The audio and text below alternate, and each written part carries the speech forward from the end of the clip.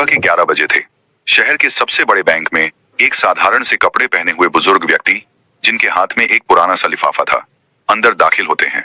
जैसे ही वह बैंक में प्रवेश करते हैं, अंदर मौजूद सभी ग्राहक और बैंक कर्मचारी उन्हें अजीब नजरों से देखने लगते हैं। इस बुजुर्ग व्यक्ति का नाम था चरण दास। चरण दास जी के एक हाथ में छड़ी थी और दूसरे में वही पुराना लिफाफा। वह धीरे धीरे ग्राहकों के लिए बने काउंटर की तरफ बढ़ते हैं। इस काउंटर पर एक महिला कर्मचारी बैठी थी, जिसका नाम था सीमा। बैंक के अंदर मौजूद हर व्यक्ति की निगाहें चरण दास जी पर टिकी हुई थी। धीरे धीरे चरण दास जी सीमा के पास पहुंचते हैं और बड़ी विनम्रता से कहते हैं, देखिए बेटी, मेरे खाते में कुछ गड़बड़ हो गई है, ये ठीक से चल नहीं रहा है। ये कहते हुए चरण दास जी लिफाफा सीमा की तरफ बढ़ाते हैं, लेकिन सीमा चरण दास जी के कपड़ों को देखकर उन्हें परखती है और कहती है, बाबा, कहीं आप गलत बैंक में तो नहीं आ गए? मुझे नहीं लगता कि आपका खाता इस बैंक में होगा। तभी चरण दास जी सहजता से कहते हैं, बेटी, एक बार तुम देख तो लो, शायद मेरा खाता इसी बैंक में हो। सीमा लिफाफा रखते हुए उनसे कहती है, बाबा, इसमें थोड़ा समय लगेगा और आपको थोड़ी देर इंतजार करना होगा। इतना कहकर सीमा और बैंक में मौजूद अन्य लोगों का काम करने लगती है। चरण दास जी वहीं खड़े होकर इंतजार करने लगते हैं। थोड़ी देर तक इंतजार करने के बाद वह दोबारा कहते हैं, बेटी, अगर तुम थोड़ी व्यस्त हो तो तुम मैनेजर को फोन कर दो। दरअसल मुझे उनसे भी कुछ काम है, तो मैं उनसे कुछ बात कर लेता हूँ। इसके बाद सीमा न चाहते हुए भी अपना फोन उठाती है और मैनेजर सुनील के केबिन का नंबर डायल करती है। उसने फोन करके मैनेजर को बताया कि एक बुजुर्ग व्यक्ति उनसे मिलना चाहते हैं। मैनेजर सुनील चरण दास जी को दूर से ही देखता है। चरण दास जी बड़े साधारण दिख रहे थे। मैनेजर सुनील फोन पर सीमा से पूछता है, क्या यह हमारे बैंक का ग्राहक है या ऐसे ही कोई मुंह उठाकर चला आया है? सीमा कहती है, सर, यह बात तो मुझे नहीं पता, लेकिन यह आपसे मिलने की बात कर रहे हैं। तब मैनेजर सुनील कहता है, ऐसे लोगों के लिए मेरे पास समय नहीं है। तुम ऐसा करो, इन्हें बिठा दो, थोड़ी देर बैठकर यहां से चले जाएंगे। मैनेजर सुनील के आदेश अनुसार सीमा चरण दास जी को वेटिंग एरिया में बैठा देती है। वह कहती है, बाबा, आप वहां बैठ जाओ, थोड़ी देर में मैनेजर साहब फ्री हो जाएंगे और उसके बाद आपसे मिल लेंगे। चरण दास जी वहां से टहलते हुए वेटिंग एरिया की तरफ चले जाते हैं और कोने में रखी एक कुर्सी पर जाकर बैठ जाते हैं।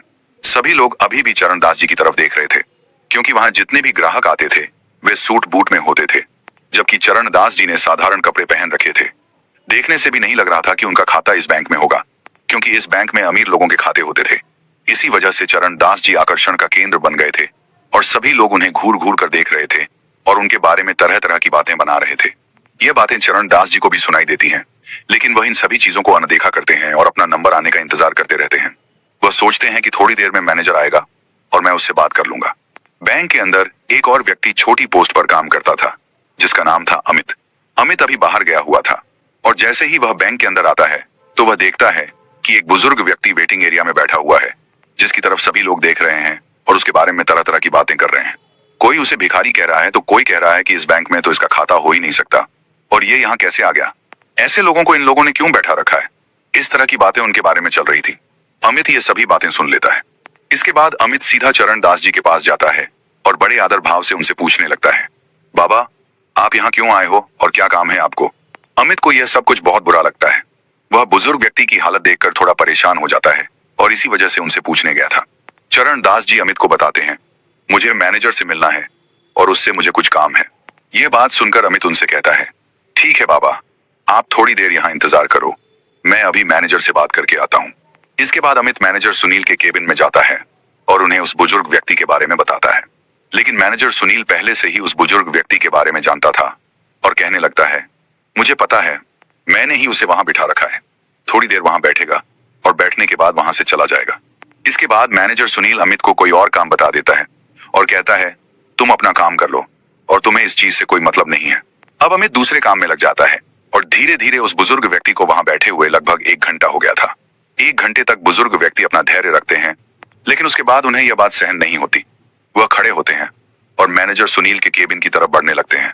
जैसे ही वह मैनेजर सुनील के केबिन की तरफ बढ़ते हैं, मैनेजर देखता है कि वह बुजुर्ग व्यक्ति उसके पास ही आ रहा है, तो वह फौरन अपने केबिन से बाहर निकलता है और उस बुजुर्ग व्यक्ति के सामने खड़ा हो जाता है और अकड़ते हुए पूछने लगता है, हाँ बाबा, बताइए आपको क्या काम है?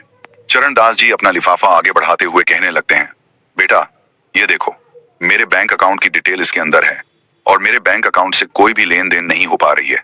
आप देखकर ये बताइए कि इसमें क्या दिक्कत है। अब इस बात को सुनकर मैनेजर सुनील थोड़ी देर तक सोच विचार करता है और कहता है, बाबा, जब किसी बैंक अकाउंट में पैसे नहीं रहते तो ऐसा ही हो जाता है। मेरे ख्याल से आपने भी अपने अकाउंट में पैसे जमा नहीं करवाए होंगे और इसी वजह से आपके अकाउंट की लेन देन रोक दी गई है। इसके बाद बुजुर्ग व्यक्ति बड़े ही विनम्र भाव से कहने लगते हैं, बेटा पहले तुम एक बार अकाउंट को चेक तो कर लो, उसके बाद ही कुछ मुझे बताओ तो ही अच्छा रहेगा। इस तरह से तुम कैसे बता सकते हो? तो मैनेजर सुनील हंसने लगता है और हंसते हुए कहता है, बाबा ये सालों का अनुभव है और सालों से मैंने यही काम किया है। आप जैसे लोगों की शक्ल को देखकर मैं बता देता हूँ कि कौन व्यक्ति किस तरह का है, किसने अपने अकाउंट में कितना पैसा जमा किया होगा। तो आपके अकाउंट में तो मुझे कुछ भी दिखाई नहीं दे रहा और मैं चाहता हूं कि अब आप यहां से चले जाओ। सभी ग्राहक आपकी तरफ देख रहे हैं और बैंक के अंदर एक अलग तरह का माहौल बन रहा है। इसके बाद चरणदास जी उस लिफाफे को उसकी टेबल पर रखते हैं और कहते हैं, ठीक है बेटा, मैं तो चला जाऊंगा, लेकिन तुम इस लिफाफे में जो भी डिटेल लिखी हुई है उनको एक बार जरूर देख लेना। ऐसा कहकर चरणदास जी वहां से जाने लगते हैं और जाते जाते जैसे ही वह गेट पर पहुंचते हैं तो फौरन मुड़कर कहते हैं, बेटा तुम्हें यह सब कुछ करने का बहुत बुरा नतीजा भुगतना पड़ेगा। ऐसा कहकर चरणदास जी बैंक के मुख्य द्वार से बाहर निकल गए और टहलते टहलते वहां से चले जाते हैं। इसके बाद जब मैनेजर सुनील को यह बात सुनाई देती है कि तुम्हें बहुत कुछ भुगतना पड़ेगा तो थोड़ा सा तो उसे लगता है, लेकिन फिर वह सोचता है कि बुढ़ापे में ऐसे ही कह दिया होगा, कोई भी कैसी भी दिक्कत नहीं है। मैनेजर सुनील अपने काम पर चला जाता है। इधर टेबल पर वह लिफाफा पड़ा हुआ था जिस लिफाफे के अंदर बुजुर्ग व्यक्ति के बैंक अकाउंट की डिटेल थी। इसके बाद जो अमित होता है वहां से उस लिफाफे को उठा लेता है और अपने कंप्यूटर के सर्वर में लॉगिन करके उस लिफाफे के अंदर दी गई जानकारी के हिसाब से ढूंढने लगता है। ढूंढने के बाद जब पुराना रिकॉर्ड खंगाला जाता है तो उसे पता चलता है कि यह जो व्यक्ति यहाँ पर आया था यह इस बैंक का एक तरह से मालिक ही है, क्योंकि इस बैंक के 60% शेयर इनके पास ही हैं। अब इस बात को सुनकर वह बड़ा ही हैरान होता है और भी अच्छी तरह से उस डिटेल को पढ़ने लगता है। तो डिटेल को पढ़ने के बाद वह पूरी तरह से कंफर्म हो जाता है कि ये इस बैंक के मालिक ही हैं। इसके बाद अमित उस रिपोर्ट की कॉपी निकालता है और कॉपी निकालकर बैंक मैनेजर सुनील के पास जाने लगता है। बैंक मैनेजर सुनील अपने केबिन में किसी अमीर ग्राहक से बात कर रहे थे और उन्हें तरह तरह की स्कीमें बता रहे थे। इसके बाद अमित में आई कम इन करके केबिन के अंदर आने लगता है। बैंक मैनेजर सुनील उसे इशारा करता है और इशारे से पूछने लगता है कि किस लिए तुम यहाँ पर आए हो। उसके बाद जो अमित होता है वह इशारों से ही बता देता है कि यह एक रिपोर्ट है जो उस व्यक्ति की है जो वहां पर आया था और आपने उसे ऐसे ही यहाँ से भेज दिया। आप एक बार इस पर नजर डाल लेंगे तो अच्छा रहेगा। ऐसा कहकर अमित ने वह रिपोर्ट मैनेजर साहब की टेबल पर रख दी थी। लेकिन तभी जो मैनेजर साहब होते हैं अपने उस ग्राहक से थोड़ी देर के लिए एक्सक्यूज लेते हैं और कहते हैं, देखो भाई अमित, हमारे पास ऐसे वैसे लोगों के लिए समय नहीं है। इसके बाद अमित बड़े आदर भाव से मैनेजर साहब से कहने लगता है, अगर आप इसको एक बार देख लें तो बड़ा ही अच्छा रहेगा। लेकिन जो मैनेजर सुनील है वह उस रिपोर्ट को आगे की तरफ सरकाते हुए कहता है, मुझे इसको नहीं देखना और मुझे ऐसे ग्राहकों में कोई भी दिलचस्पी नहीं है। ऐसा कहकर उसने रिपोर्ट को अमित की तरफ बढ़ा दिया था और अमित उस रिपोर्ट को वहां से लेकर अपने काम में लग जाता है। बैंक के अंदर का माहौल अब शांत हो गया था। सभी लोग अपने काम में लग गए थे और धीरे धीरे शाम हो जाती है। चरणदास जी की वापसी। दूसरे दिन उसी समय पर जिस समय पर चरणदास जी आए थे उसी समय पर फिर से आते हैं, लेकिन आज उनके साथ एक सूट बूट वाला व्यक्ति था जिसके हाथ में एक ब्रीफ केस भी था। अंदर आने के बाद वहां पर सभी लोगों का ध्यान अपनी तरफ खींचते हैं। इसके बाद वह मैनेजर सुनील को अपनी तरफ आने का इशारा करते हैं तो मैनेजर भी डरते हुए अपने केबिन से निकलकर चरणदास जी के सामने आकर खड़ा हो जाता है। तभी चरणदास जी मैनेजर सुनील से कहते हैं, मैनेजर साहब, मैंने आपसे कहा था ना कि यह बात आपको बहुत भारी पड़ेगी। आपने जो कुछ भी कल मेरे साथ किया था वह बिल्कुल भी बर्दाश्त के लायक नहीं है, तो अब आप अपनी सजा भुगतने के लिए तैयार हो जाइए। इस बात को सुनकर मैनेजर सुनील थोड़ा सा बौखला जाता है, लेकिन फिर वह सोचता है कि क्या सजा मुझे दे सकते हैं, भला मेरे साथ क्या कर सकते हैं। उसके बाद चरणदास जी कहते हैं, तुम्हें मैनेजर के पद से हटाया जा रहा है और तुम्हारी जगह इस बैंक में काम करने वाले अमित को मैनेजर बनाया जा रहा है और तुम्हें फील्ड का काम देखना होगा। इस बात को सुनकर मैनेजर सुनील थोड़ा सा बौखला जाता है और वह कहने लगता है, आप होते कौन हो मुझे इस तरह से हटाने वाले। तो चरणदास जी कह देते हैं, मैं इस बैंक का एक तरह से मालिक ही समझ लो, क्योंकि 60% शेयर वैल्यू मेरे पास है और मैं चाहूं तो तुम्हें हटा भी सकता हूं और किसी और को तुम्हारी जगह लगा भी सकता हूं। ये बात सुनकर बैंक के अंदर जितने भी कर्मचारी थे और जो कुछ ग्राहक कल भी इस बैंक के अंदर आए थे और आज भी आए थे वह सभी लोग एकदम से हैरान हो जाते हैं और चरणदास जी की तरफ फटी की फटी निगाहों से देखने लगते हैं। इसके बाद वह व्यक्ति जो चरणदास जी के साथ आया था वह अपने उस सूटकेस को खोलता है और उसमें से एक डॉक्यूमेंट निकालता है जो कि अमित की पदोन्नति प्रमोशन का था। उसे एक बैंक मैनेजर बना दिया गया था। इसके बाद वह दूसरा लीटर निकलता है जिसको बैंक मैनेजर सुनील को दे देता है और कहता है, अगर तुम्हें फील्ड में ड्यूटी करनी है तो तुम बेशक से कर लो, लेकिन मैनेजर बनकर तुम इस बैंक में नहीं रह सकते। ये बात सुनकर मैनेजर सुनील के पसीने छूटने लगते हैं और वह अपनी कल की गलती के लिए बुजुर्ग व्यक्ति से माफी मांगने लगता है। लेकिन तभी जो चरण दास जी होते हैं वह उसे उठाते हैं और कहते हैं, माफी किस बात की मांग रहे हो और मैं किस वजह से तुम्हें माफ कर दूं? तुमने मेरे साथ जो व्यवहार किया था वह हमारे इस बैंक की पॉलिसी के खिलाफ है। क्या तुमने कभी भी इस बैंक की पॉलिसी नहीं पढ़ी? यहाँ पर गरीब और अमीर में कोई भी फर्क नहीं किया जाएगा और सभी को एक ही पलड़े में तोला जाएगा। दरअसल इस बैंक की स्थापना चरण दास जी ने ही की थी और उन्होंने यह बात पहले ही घोषित कर दी थी कि इस बैंक के अंदर किसी को भी गरीब नहीं समझा जाएगा और ना ही किसी को ज्यादा अमीर समझा जाएगा। सभी के साथ सामान्य व्यवहार किया जाएगा और कोई भी बैंक का स्टाफ ऐसा करता है तो उसके खिलाफ कड़ी से कड़ी कार्रवाई की जाएगी।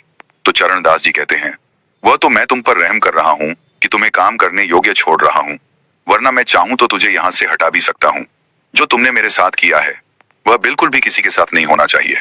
तुम्हारे बैंक में काम करने वाला अमित, जिसके हाथ में कुछ भी नहीं था, लेकिन फिर भी उसने मुझसे आकर पूछा और मेरे लिए कुछ करना चाहा, तो इस पोस्ट के लिए वह असली हकदार है, ताकि वह ग्राहकों को अच्छी तरह से समझ सके और उनके कपड़ों को देखकर उनको जज ना कर सके। ऐसा कहकर चरण दास जी सीमा को बुलाते हैं और सीमा को भी इस बात के बारे में फटकार लगाते हैं। कहते हैं, मैं पहली गलती समझकर तुम्हारी इसे माफ कर रहा हूं, लेकिन बैंक के अंदर कोई भी व्यक्ति अगर आए तो उसको उसके कपड़ों से जज नहीं करना है, उसके बारे में तसल्ली से देखना चाहिए। अगर तुम मुझे पहले ही संभाल लेती तो इस मैनेजर के पास मुझे नहीं जाना पड़ता और मुझे और ज्यादा अपमान का सामना नहीं करना पड़ता।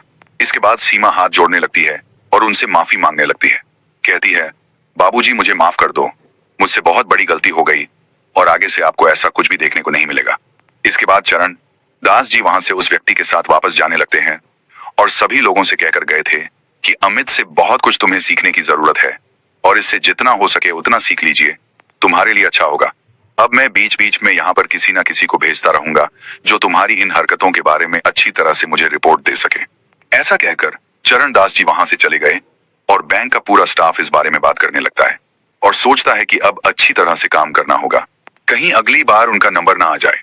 इस बात को सोचकर पूरा बैंक सुधर जाता है और सभी लोग अच्छी तरह से उस बैंक के अंदर काम करने लगते हैं। चरण दास जी का यह कारनामा चारों तरफ फैल गया था और सभी लोग उस बैंक की बड़ाई करने लगते हैं और कहते हैं कि मालिक हो तो ऐसा हो, वरना बेशक से ना हो, क्योंकि ज्यादा मालिक अपने बैंक को खोलकर चले जाते हैं। फिर चाहे पीछे से मैनेजर किस तरह का काम करे या पीछे से कोई भी कर्मचारी कैसा भी काम करे, उन्हें इस चीज से कोई भी मतलब नहीं होता है। लेकिन चरण दास जी ने अपने मालिक होने का पूरा कर्तव्य निभाया और उस बैंक के कर्मचारियों को एक अच्छा सबक सिखाया। चरण दास जी के बारे में आपकी क्या राय है और अमित के बारे में आप क्या कहना चाहेंगे? अपनी राय कमेंट बॉक्स में लिख सकते हैं और लोगों के साथ साझा कर सकते हैं। अगर आपको वीडियो अच्छी लगी तो वीडियो को लाइक और चैनल को सब्सक्राइब जरूर करें, ताकि हमें थोड़ा सा हौसला मिले आप लोगों के लिए ऐसे ही अच्छे अच्छे वीडियो बनाने के लिए।